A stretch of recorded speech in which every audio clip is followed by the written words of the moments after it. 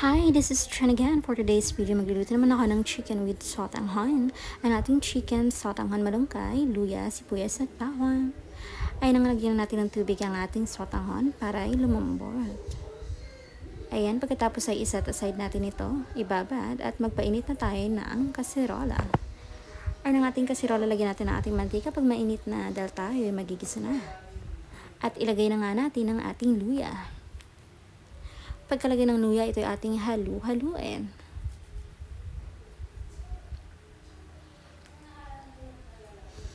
Ayan. Pagkatapos nating haluin ng luya, ay isunod naman natin ang ating bawang.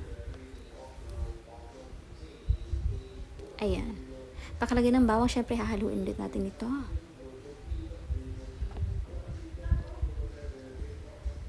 Ayan. Pagkahalo ay ilagay naman natin ang ating sibuyas. Ayan, taktak mo yan.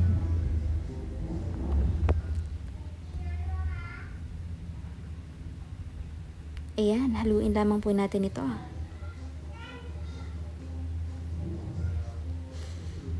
Ayan, pagkatapos na ang mahaba-habang paghahalo, ay ilagay na natin ang ating mahiwagang patis. Ayan, napakabango. Siyempre, haluin din natin yan. Ayan. Pagkatapos natin haluin, ay ilagay natin ang ating chicken. Ayan. Pakalagay natin ng chicken, ay haluin din natin ito. Siguraduhin lamang po maayos ang paghalo. Ayan na nga, pagkatapos ng ilang segundong paghahalo ng chicken, ay takpan lamang po natin ito. Dahil papakuluan natin siya para siya ay lumambot.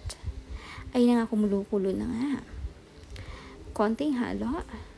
Pagkatapos ilagyan natin ng tubig. 2 basong tubig nga po ang nilagay ko dyan. Ayan, pagkatapos kumulo ay nilagay ko na din ang ating sotanghon. Pakalagay ng sotanghon ay na nga, nilagay ko na din ang ating magic sarap. Ayan. At ang ating pampalasang paminta. Ayan na nga. At sunod natin ang ating asin. Ayan. Pagkatapos ay haluin naman natin yan. Haluin po natin ng maayos. Ayan. Ayan, pakahalo ay pakuluan lamang po natin ito dahil ilalagay natin ang ating malunggay. Ayan na nga. Pakalagay ng malunggay, siguraduhin po mahalo din natin ito na maayos. Ayan na po, pakakulo ay ilagay naman natin ang ating chicken cubes ating niluluto. Ayan na nga. Tinakpan ulit yan. Dahil, ayan na nga, haluin muna natin. Ayan, pakahalo itakpan natin para ito ay kumulo ulit. Ayan. Ayan na nga. Unang kulo. Takpan ulit natin at pakuluin natin. Ayan na nga, ang panghuling kulo niya. Ito na ang ating finished product, ang chicken with sotanghon. Ayan, happy lunch everyone. Kain po. Maraming salamat.